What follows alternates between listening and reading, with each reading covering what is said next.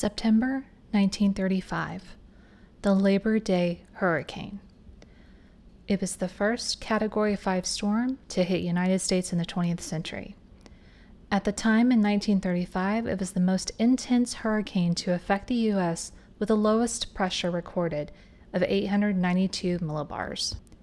It held this title until 1988 with Hurricane Gilbert at 888 millibars, and later Hurricane Wilma in 2005, 882 millibars. The small size of the hurricane is actually comparable to that of Hurricane Andrew, which was absolutely catastrophic to Florida in 1992. When it was all said and done, 409 lives were lost in the Labor Day hurricane of 1935. Of those, 244 were known dead and 165 were missing and never found. Of the 409 lives lost, 259 were World War I veterans. I will tell their story soon. So what is a hurricane? Per the National Oceanic and Atmospheric Administration, aka NOAA, quote, a tropical cyclone is a rotating low-pressure weather system that has organized thunderstorms but no fronts. A front is a boundary separating two air masses of different densities. Tropical cyclones with maximum sustained surface winds of less than 39 miles per hour are called tropical depressions. Those with maximum sustained winds of 39 miles per hour or higher are called tropical storms. When a storm's maximum sustained winds reach 74 miles per hour, it's called a hurricane. The Saffir-Simpson Hurricane Wind Scale is a 1 to 5 rating, or category, based on a hurricane's maximum sustained winds. The higher the category, the greater the hurricane's potential for property damage. Hurricanes originate in the Atlantic Basin, which includes the Atlantic Ocean, Caribbean Sea, and Gulf of Mexico, the eastern North Pacific Ocean, and less frequently, the central North Pacific Ocean. Hurricane season begins on June 1st and ends on November 30th, although hurricanes can and have occurred outside of this time frame.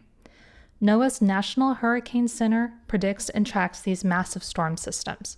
End quote. This 1935 Labor Day hurricane was not named. When did hurricanes start getting names? 1947 was when the U.S. Air Force started naming systems. Due to lack of time, I can't get into it that much, but we'll probably do a shorter story just about this topic because I do find it interesting.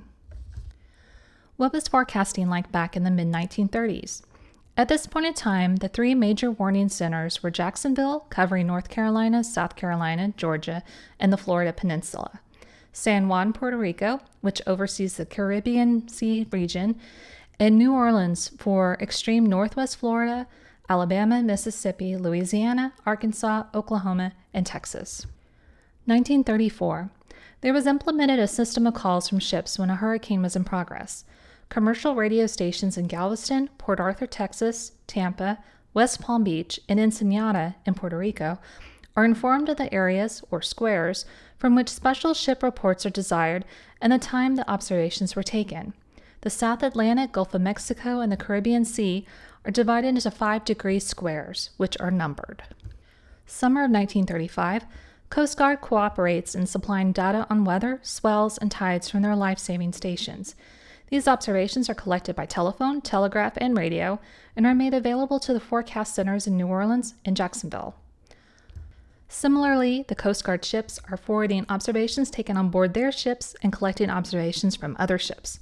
And during the active hurricane months, a teletypewriter is used. The base of a typewriter and a high boxy top, where messages can be printed out from the top.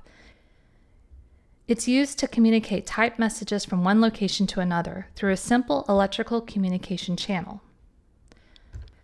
This system is designed for speedy collection of observations from life-saving and storm warning stations, the distribution of land and ship reports from one forecast center to the other, including intervening first-order stations, and immediate dissemination of warnings and advices to the entire coastal area. It connects the Weather Bureau forecast centers, operating 24 hours a day, every day, regardless of holiday or not. 40 sponge fishing boats scurried safely into port 18 hours ahead of the September 1935 hurricane off the west coast of Florida. They had been warned by a Coast Guard seaplane dropping small wooden blocks to which were attached 3-foot yellow streamers bearing in black letters the words hurricane warning. 3 of the boats already had anchored far from their harbor, intending to wait for the wind to die down. But because of the sometimes erratic behavior of hurricanes, advance warning may not come until just 24 hours before the event. This particular story is difficult to relate directly from the newspapers because even today, news can be wrong when it's reported on too quickly before more information can be gathered. And not faulting them for that, they're trying to relay news of a disaster, so speed is of the essence. And with other forms of communication being fairly halted in the area because of the storm, newspapers were getting what little they could to get to report to the world, so I'm going to take this into 3 sections. First, the SS Dixie. On September 3, 1935, it was reported that the ocean liner called Dixie, with the Morgan line of ships, was driven aground south of Miami onto French Reef by hurricane force winds. Approximately 395 were on board, and there was obvious concern for their safety. The Coast Guard sent cutters from Florida to render aid. The liner is said to be pounding against the rocks of the reef, and of course there was concern that this relentless turmoil would cause the ship to break apart.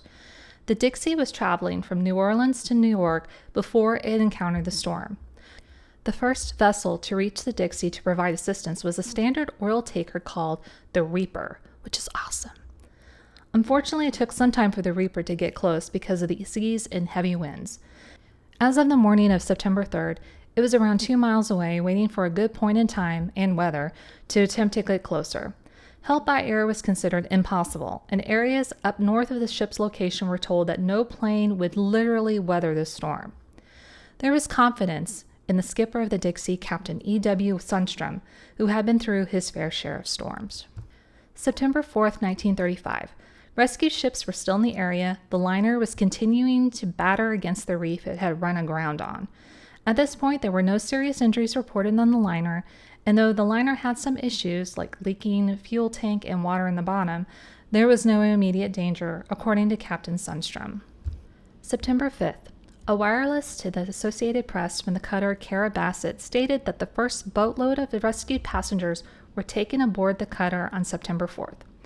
Calm seas allowed for the removal of all the passengers in due time as lifeboats shuttled the passengers, including some crew, off of the Dixie.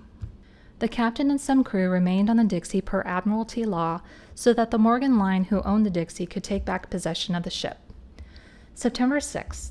Passengers of the Dixie traveled to New York by train. Only praise could be given for the morale of passengers and crew. Captain Sundstrom, quote, did all in his power to keep the passengers calm and prevent disaster, end quote, said one crew member.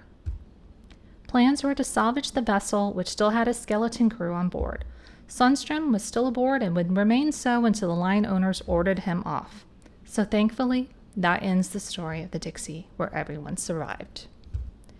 Section 2. General Florida Keys News. Because of time, I can't get into posting all of the weather bulletins, but I will note a few here. August 31st, 1935. 1 p.m. advisory of tropical disturbance of considerable intensity 60 miles east of Long Island, Bahamas, moving west-northwest with strong shifting winds and probable gales near the center. Caution given to southeast Bahamas and ships in the area. September 1st, advisory 9:30 p.m.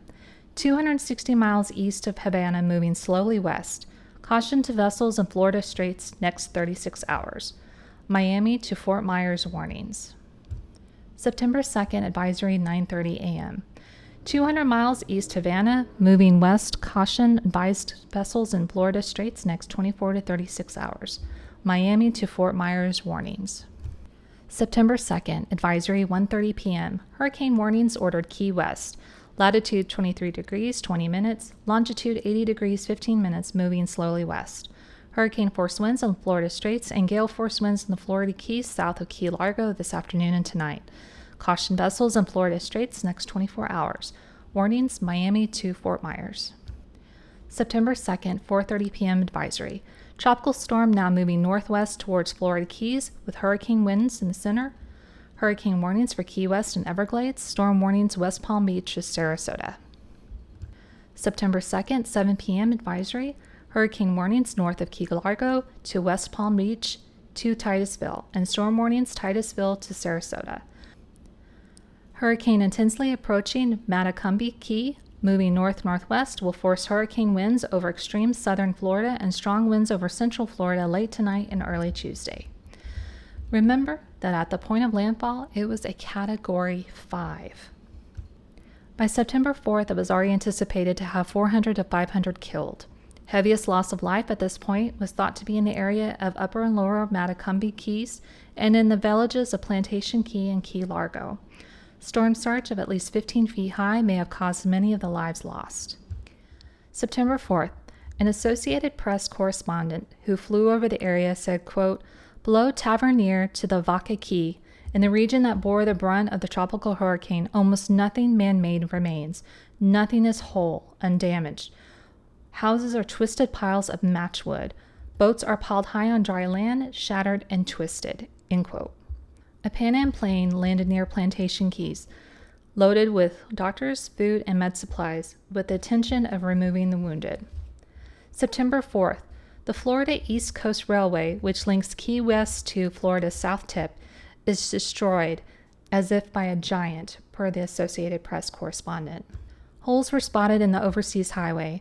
Trees stripped, palms have fallen. Already reconstruction has started, including the bridge over Snake Creek, joining Plantation Key to Windley Key, where the Veterans Work Camp No. 1 was. Tavernier, once home of around 400, only 12 to 15 houses stand. September 5th. At this point, rescuers were estimated deaths between 400 and 500 still. Supplies had been rushed to the areas by government forces and the Red Cross, along with assistance in getting a handle on the large amount of debris from the hurricane's force. Heaviest loss of life was still the areas of Upper and Lower Matacumbe Keys and fishing villages along Plantation Key and Key Largo. 2 or 3 government camps were completely demolished. The wind flinging debris was said to cause most of the casualties. Many of the injured were suffering from broken backs from the flying debris. Islamorada only had 25 of its residents saved, with 150 bodies reportedly on the island. No one living is still on the Keys. They have all been taken to the mainland for care. All that's left are the deceased. Some areas were still isolated and difficult to get to, like Cape Sable, but as rescuers were finally getting access, the findings were grim as bodies were located. September 6th, Dr. Christie, quote, "The Keys were washed as clean as a billiard table by the tidal wave. We found them, the survivors, wandering around dazedly, that is, the few who were able to move, their minds too shocked by the horrifying experience to make any attempt to care for themselves. The mutilations were horrible. War can produce nothing more terrible. The buildings had been crushed to splinters and washed away. Bodies were lying everywhere, tangled in bushes and floating in the water. All the living needed immediate attention. During the hurricane, 40 miles of railway between Miami and Key West were destroyed. There were no plans to rebuild because the Interstate Commerce Commission granted the railroad the right to abandon this section, hence the roadway being built instead." And now to our last section, Section 3, Veterans. So why were so many World War I veterans killed? They were working in work camps with the Florida Relief Administration in the Keys as part of a project to assist the State Highway Commission. September 3rd. There are fears of many dead because of the reports of a train carrying 500 World War I veterans from Upper Keys to rehab camps on mainland Florida. It was reported to have left the Upper Keys station, and unfortunately no further reports have been received. At this point, it was unknown whether or not the train was safe.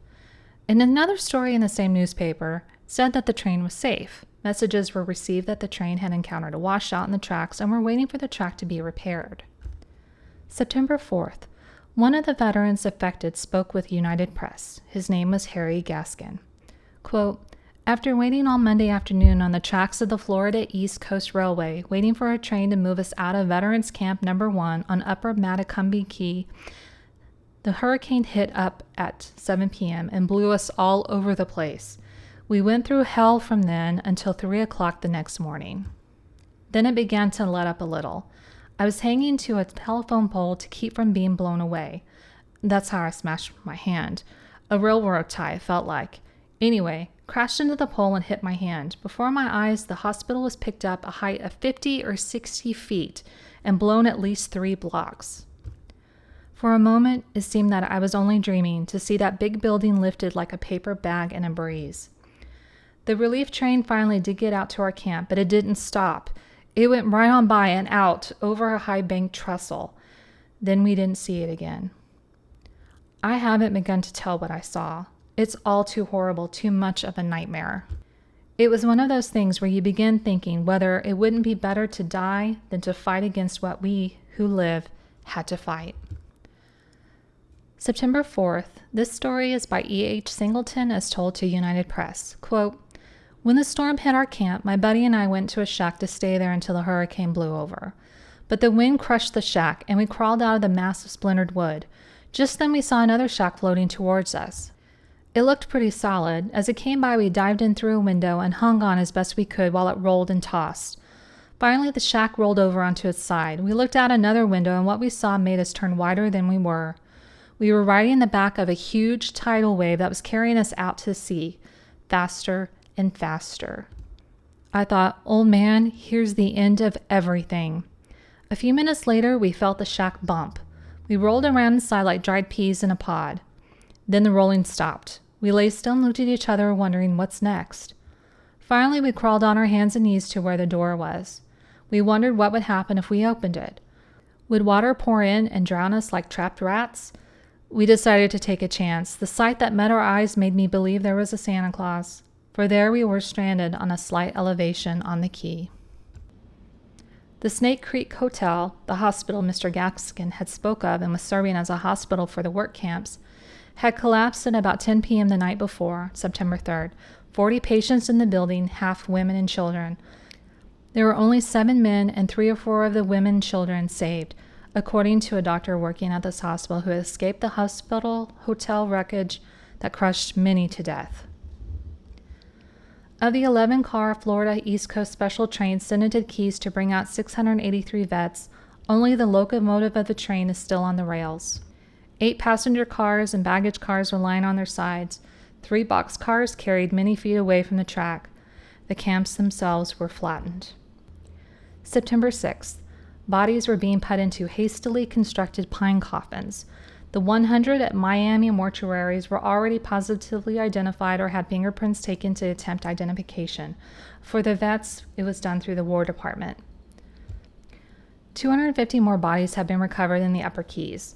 A public mass funeral is planned for the war vets. Miami officials have asked for no more bodies to be brought unless they are in steel caskets as a health precaution because of the state of the bodies. Though some called for cremation to prevent the spread of disease from the dead bodies, President Roosevelt asked that none of the veterans be cremated and to have the mass funeral at a national cemetery instead. September 6th. Apparently, the train meant to take out the war vets safely arrived too late, and when it reached Matacumbe, the storm struck and the train was lifted from the tracks and hurled onto its side 50 yards away, as reported by Mr. Gaskin and others previously. Captain Charles Albury of the automobile ferry between Lower Matacumbe Key and another key, 4 members of his crew and 20 war veterans escaped death by huddling below decks when the ferry was tossed upon the rocks. The engineer, Louis Cruz, and his son, John Cruz, seamen, both were washed out to sea. Captain Albury and the surviving members of the crew were brought here. 87 bodies of war veterans were recovered from among mangrove trees near Camp No. 3. The men had taken refuge on a tank car on the railroad track, only to be swept away by the tidal wave that rolled over the island. The bodies of 8 war vets were found in an ambulance, where it was assumed the men had taken refuge, but the vehicle had been swept out into the water. Investigations were abound in trying to figure out how such a tragedy could have occurred. Could the veterans have been safely evacuated with more of a warning? Apparently, the train was allegedly delayed that was supposed to have gone to the Keys to evacuate them. As with any tragedy, the blame flies all over the place. Caught up in the blame was also the Weather Bureau, who some felt did not forecast the hurricane fast enough. The Weather Bureau shot back and said that all storm warnings had indicated the course of the hurricane. Why, if the train was ordered at 1 p.m. Monday in Miami, it didn't get to the camps until 7 p.m. that night, which was way too late. June 18, 1936. There was a bill sent to the White House to assist in aid of dependents for those approximately 250-plus World War I veterans who died in the hurricane and had not been evacuated before the storm struck. By August 1, 1936, permission was granted to reinstitute or insurance claims for veterans who had their cases dismissed because of the statute of limitations running out. There was a monument erected in the village of Islamorada made out of the Keys limestone, or keystone. Unveiled in 1937, it's a mural of the Keys which covers a stone crypt holding victims' ashes. It was added to the U.S. National Register of Historic Places on March 16, 1995. So ends the story of the 1935 Labor Day hurricane. There would be no way to tell all of the history and all of the stories associated with the storm, so I encourage you to look up into it even more. Rest in peace to all who had lost their lives or who had lost loved ones in this tragedy. If you would like to learn more history, please like and subscribe this channel. Thank you.